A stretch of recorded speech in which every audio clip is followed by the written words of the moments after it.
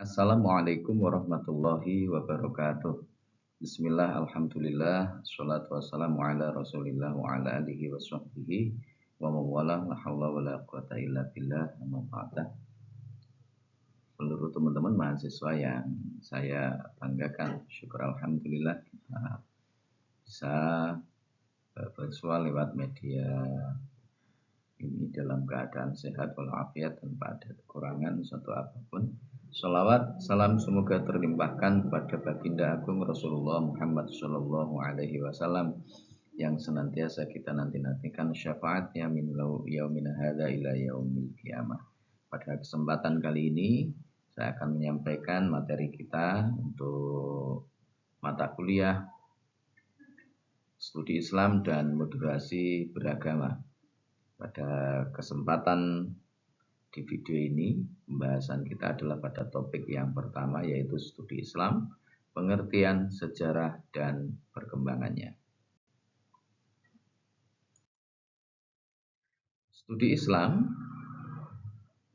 adalah usaha sadar dan sistematis untuk mempelajari hal-hal yang berhubungan dengan agama Islam secara mendalam, meliputi ajaran, sejarah, dan praktik pelaksanaannya dalam kehidupan sehari-hari. Studi ini mencakup kajian tentang sumber ajaran Islam, pokok-pokok ajaran, sejarah Islam, serta realitas pelaksanaannya, dan bersifat analitis dan ilmiah bukan hanya konvensional atau doktriner. Studi Islam dilakukan baik oleh umat Islam sendiri untuk memahami dan mengamalkan ajaran Islam maupun oleh kalangan luar Islam sebagai kajian ilmiah tentang Islam. Jadi itu yang dimaksud dengan studi Islam, yakni usaha sadar dan sistematis dalam rangka mempelajari hal-hal yang berhubungan dengan agama Islam. Bisa jadi berkaitan dengan ajarannya, sejarah, praktek dalam kehidupan sehari-hari misalkan. Bisa juga dipelajari oleh orang Islam sendiri, tentu dalam rangka untuk semakin memahami agama yang ditekuni dan diyakini. Bisa juga dipelajari oleh orang-orang non-Islam untuk mempelajari tentang Islam itu sebagai agama atau sebagai budaya atau sebagai berbagai kepentingan yang lainnya. Maka kita mengenal juga ada namanya orientalis, mereka-mereka yang mempelajari Islam tetapi sebenarnya bukan orang Muslim. Jadi itulah pengertian dari studi Islam. Nah, ruang lingkup studi Islam itu ada apa saja? Yang pertama, Islam sebagai doktrin Tuhan, yang kebenarannya dianggap final dan absolut oleh pemeluknya diterima apa adanya. Tentu ini adalah apa yang termaktub di dalam Al-Quran maupun Al-Hadis. Sebagai seorang Muslim, mereka semuanya meyakini bahwa ajaran Islam itu adalah ajaran Tuhan yang itu benar adanya dan mutlak diterima apa adanya. Begitu juga dengan hadis, karena dalam sebuah ayat Al-Quran Allah kemudian menegaskan wama yantiqu 'anil hawa in huwa illa wahyu yuha, dan ini melekat kuat di dalam hati semua umat Islam. Apa yang disampaikan oleh Nabi Muhammad SAW itu bukan berasal dari nafsunya, tetapi in huwa illa wahyu yuha, itu adalah wahyu yang diwahyukan kepada beliau Nabi Muhammad SAW. Kedua, Islam sebagai gejala budaya, yang berarti segala sesuatu yang menjadi kreasi manusia terkait agama, termasuk pemahaman masyarakat terhadap doktrin agama mereka. Nah, inilah yang kemudian memunculkan praktik keagamaan yang berbeda antara satu dengan yang lainnya. Misalkan di dalam memahami ayat tentang misalkan tentang sholat, ya, aqimis sholata lidzikri, dirikan agama untuk mengingat aku. Nah, ini secara praktiknya pun itu berbeda-beda. Ada imam madhab yang 4 yang kita kenal atau yang populer di tengah-tengah masyarakat kita khususnya Indonesia. Ada juga madhab-madhab yang itu kurang populer, yang juga terkenal di belahan dunia muslim misalkan. Ada yang sholat dengan cara misalkan sambil megang Al-Quran, ada kalanya misalkan mereka harus tanpa memegang apapun, mereka khusyuk, tidak boleh bergerak lebih dari 3, itu sudah membatalkan sholatnya misalkan. Nah, ini praktek-praktek keagamaan yang kemudian beda antara satu dengan yang lain. Ini ada campur tangan kreasi dari manusia ketika memahami yang namanya teks atau ayat Al-Quran maupun hadis yang kemudian diterjemahkan, tidak dipahami secara berbeda. Tentang tawasul misalkan, bagaimana kemudian tawasul itu praktiknya, apakah tawasul itu dengan ibadah makhdhah saja ataukah bisa dengan praktek misalkan seperti di Indonesia ini banyak sementara kalangan yang menggunakan media-media seperti larung sesaji, itu masuk dalam bagian tawasul ataukah tidak? Karena teks ayatnya mengatakan wabtaghu ilaihil wasilah, ya, wabtaghu ilaihil wasilah, dan carilah untuk menuju kepada Allah, mendekat kepada Allah itu wasilah, sebuah perantaraan atau media. Nah, ini menimbulkan kreasi dari agama yang kemudian berbeda prakteknya antara muslim yang satu dengan muslim yang lain. 3, Islam sebagai interaksi sosial, yaitu realitas umat Islam dan bagaimana umat Islam berinteraksi dalam masyarakat. Nah, ini kemudian juga berbeda. Bagaimana muslim berinteraksi dengan sesama muslim, bagaimana muslim berinteraksi dengan pemerintah, bagaimana muslim itu berinteraksi dengan non-muslim misalkan. Nah, ini berkaitan dengan interaksi sosial. Itulah ruang lingkup dari studi Islam, ya. Ruang lingkup dari studi Islam. Selain itu, selain 3 yang sudah disebutkan tadi, ruang lingkup Islam, ruang lingkup dari studi Islam itu bisa didefinisikan berdasarkan wilayah keilmuan seperti praktek keagamaan dan pemahaman terhadap wahyu. Jadi sebuah teks itu akan dipahami berbeda ketika ini didekati dengan keilmuan yang berbeda, ya, dengan keilmuan yang berbeda. Praktek ibadah didekati dengan ilmu fikih akan melahirkan ilmu fikih. Kemudian didekati dengan tasawuf, itu akan mendekat, prosesnya itu akan melahirkan praktek-praktek tasawuf misalkan. Seperti saya tadi sampaikan, tawasul itu bisa dimaknai hanya sekedar, kalau dalam fikih ya kita misalkan praktek-praktek ibadah dalam bentuk yang makhluk atau barangkali dengan kita membaca ila hadratin Nabil Mustafa Rasulullah Muhammadin Shallallahu Alaihi Wasallam dan seterusnya. Tetapi dalam praktek tasawuf itu boleh jadi akan memaknai dengan makna yang berbeda. Pun pula sebuah ayat dipandang dengan menggunakan disiplin ilmu fikih dengan disiplin ilmu sains itu bisa akan berbeda. Dari praktek sejarah akan juga berbeda. Misalkan alam tara kaifa fa'ala rabbuka bi ashabil fil alam yaj'al kaidahum fi tadlil. Dalam pendekatan sejarah maka kita akan mencoba untuk mengurai dengan pemahaman sejarah yang itu akan menunjukkan historisitas kelahiran dari Nabi Muhammad Shallallahu Alaihi Wasallam misalkan. Nah, itu akan berbeda manakala dipahami dengan ayat teknologi misalkan.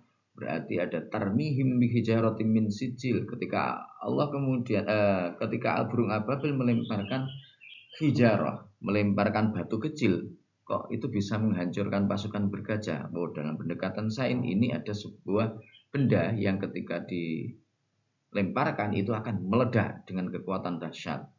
Maka muncullah penelitian tentang itu, ada yang namanya uranium yang bisa menjadi bahan untuk bom misalkan. Nah, ini pendekatan-pendekatan yang berbeda itu bisa jadi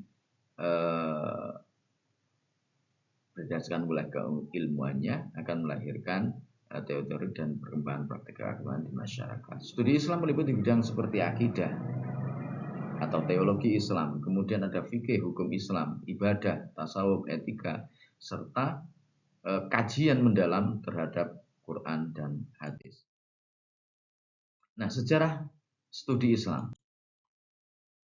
Awal mula studi Islam itu tidak bisa dilepaskan dari lahirnya Nabi Muhammad Shallallahu Alaihi Wasallam. Yang tentunya secara start awalnya itu adalah ketika beliau resmi diutus oleh Allah sebagai seorang Rasul. Tandanya dengan apa? Tandanya adalah dengan turunnya wahyu yang pertama kepada Nabi Muhammad SAW, yaitu pada peristiwa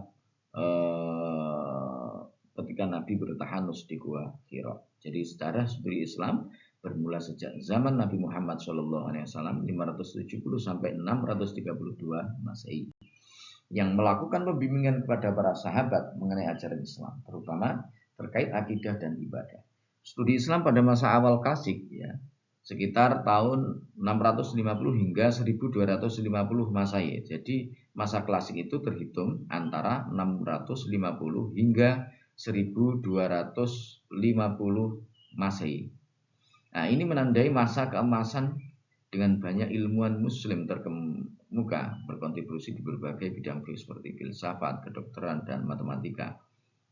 Pada masa ini, studi Islam berkembang dengan metode-metode seperti bayani, ini menjelaskan Al-Quran dengan ayat Al-Quran lain. Kemudian juga ijtihadi, yaitu dengan pendekatan rasional. Bidang filsafat, misalkan kita mengenal ada yang namanya Ibnu Sina, Ibnu Rushd, kita mengenal Al-Farabi.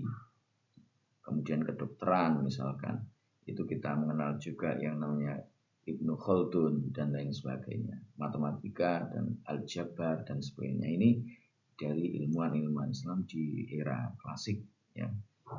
Sekitar tahun 650 sampai tahun 1250. Nah, studi Islam di era klasik, setelah masa klasik, meskipun ada kemunduran di politik, ya, ini setelah era klasik ini, ya, mohon maaf ada kekeliruan di slide.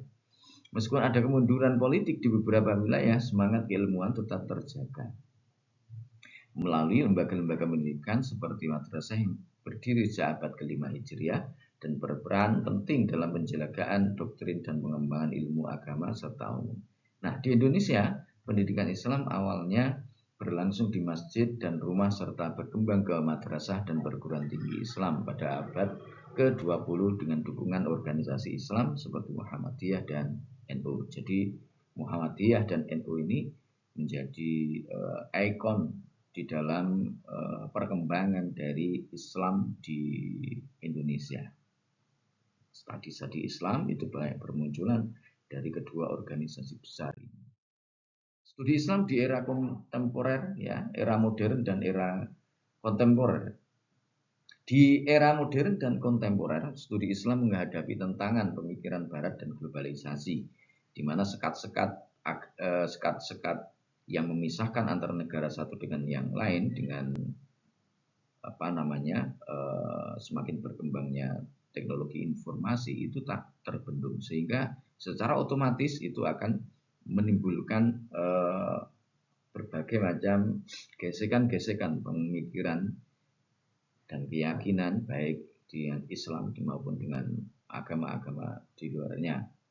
Nah, tokoh baru seperti Jamaluddin Al-Afghani dan Muhammad Abduh. Ini Jamaluddin Al-Afghani, dia punya pan-Islamisme, di mana dia menyikapi bahwa Islam itu mundur karena apa? Karena Islam itu tidak mau bersatu. Nah, seharusnya kalau mau maju, maka Islam itu ya harus bersatu, apapun negaranya, apapun perbedaan warna kulit, itu harus menyatu dalam pan-Islamisme itu.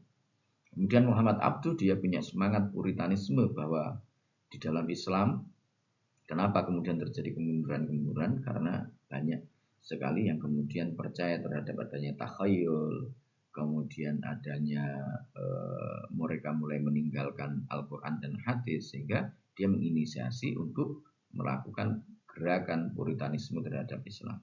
Kini studi Islam bersifat interdisipliner dengan fokus pada isu-isu kontemporer seperti hak asasi manusia, gender, dan hubungan modern dengan Islam. Studi Islam terus berkembang menjadi bidang akademik yang dinamis, yang mencerminkan interaksi antara dunia Islam dan tradisi intelektual global.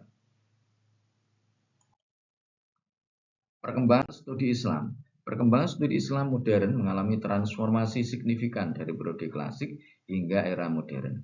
Pada masa klasik, studi Islam mencapai puncak kemasannya dengan banyak ilmuwan Muslim yang mengembangkannya. Berbagai bidang ilmu seperti teologi, hukum, filsafat, dan ilmu alam yang berkontribusi besar terhadap peradaban dunia.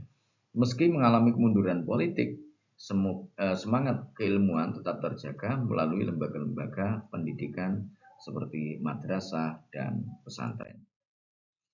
Nah, di era modern, studi Islam mengalami tantangan dari pemikiran Barat yang memicu gerakan pembaruan Islam yang dipelopori oleh tokoh seperti Jamaluddin Al-Afghani dan Muhammad Abduh. Pendidikan Islam modern mulai mengadopsi pendekatan interdisipliner yang menyesuaikan ajaran Islam dengan konteks sosial dan teknologi saat ini, termasuk penggunaan teknologi informasi dan pengembangan keterampilan kritis dan kreatif. Pendidikan Islam modern berusaha mengintegrasikan nilai-nilai keagamaan dengan ilmu pengetahuan dan realitas kehidupan kontemporer. Jadi Islam itu harus menyesuaikan, ya, mengintegrasikan, menggabungkan nilai-nilai agama juga dengan sains. Tidak hanya bertumpu pada yang namanya doktrin, ya, tidak hanya bertumpu pada namanya doktrin. Juga harus tahu melek dengan keadaan-keadaan sosial hari ini, realitas-realitas yang dihadapi di dalam kehidupan modern, sehingga kemudian Islam itu bisa diterima oleh masyarakat secara umum. Nah, di Indonesia studi Islam berkembang sejak abad ke-13 dengan masuknya Islam melalui perdagangan dan penyebaran agama oleh kerajaan-kerajaan Islam. Pendidikan Islam awalnya berlangsung di langgar, pesantren, dan masjid sebelum berkembang menjadi madrasah dan institusi pendidikan formal lainnya. Setelah kemerdekaan, pendidikan Islam berkembang pesat dengan integrasi ke dalam sistem pendidikan nasional dan dukungan kebijakan pemerintah. Di era reformasi, ini ada angin segar yang kemudian membawa kebijakan yang memperkuat pendidikan Islam, termasuk peningkatan anggaran, ada sertifikasi guru, dan juga kurikulum berbasis kompetensi. Nah, ini adalah pengembangan terkait dengan studi Islam di Indonesia. Secara keseluruhan, perkembangan studi Islam terus berlangsung dengan menyesuaikan terhadap tantangan zaman, baik di dunia Islam maupun di Indonesia, menjadikan studi Islam bidang akademik yang dinamis dan relevan dengan konteks global dan lokal. Perkembangan studi Islam mengalami transformasi dari masa klasik ke era modern dan kontemporer. Pada masa klasik, ilmu Islam berkembang pesat di bidang teologi, hukum, filsafat, dan ilmu alam. Era modern ditandai dengan tantangan pemikiran Barat yang memicu gerakan pembaruan Islam oleh tokoh seperti Jamaluddin Al-Afghani, Muhammad Abduh, dan mengarah pada pendekatan interdisipliner yang mengintegrasikan ajaran Islam dengan ilmu pengetahuan dan teknologi. Jadi Islam tidak boleh hanya sekedar mandek pada pemahaman doktrin secara klasik, secara tekstual saja, tetapi juga harus peka terhadap isu-isu kekinian, isu tentang gender, isu tentang misalkan HAM, hak asasi manusia, tentang perkembangan teknologi dan sebagainya. Islam harus mampu untuk menyesuaikan dengan hal tersebut, studi Islam. Sehingga ini tidak hanya berhenti pada teks saja, tetapi akan terus berkembang sesuai dengan perkembangan zaman. Nah, di Indonesia studi Islam berkembang sejak abad ke-13 melalui masuknya Islam lewat perdagangan dan kerajaan-kerajaan Islam. Pendidikan Islam awalnya berlangsung di langgar, pesantren, masjid, lalu berkembang ke madrasah dan institusi formal. Setelah kemerdekaan dan era reformasi, pendidikan Islam semakin terintegrasi dan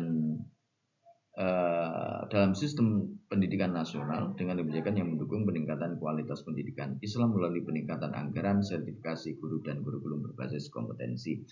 Kita mengingat kalau dulu sewaktu saya masih kecil, SMA, SMP itu kalau mereka belajar ke sekolah seragamnya itu pasti pakai rok pendek.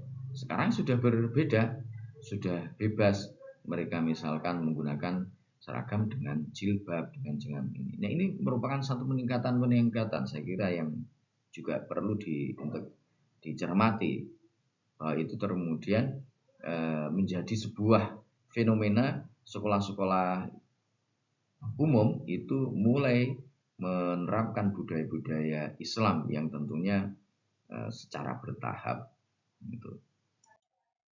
Studi Islam terus berkembang menyesuaikan dengan perubahan zaman dan tuntutan kehidupan modern baik di dunia secara umum maupun di Indonesia khususnya. Saya kira itu untuk materi kita pada kesempatan hari ini, ya, pada video kali ini. Terima kasih teman-teman semuanya. Semoga bermanfaat dan mudah-mudahan sukses untuk semuanya. Wallahu muwaffiq ila aqwamit thoriq. Wassalamualaikum warahmatullahi wabarakatuh.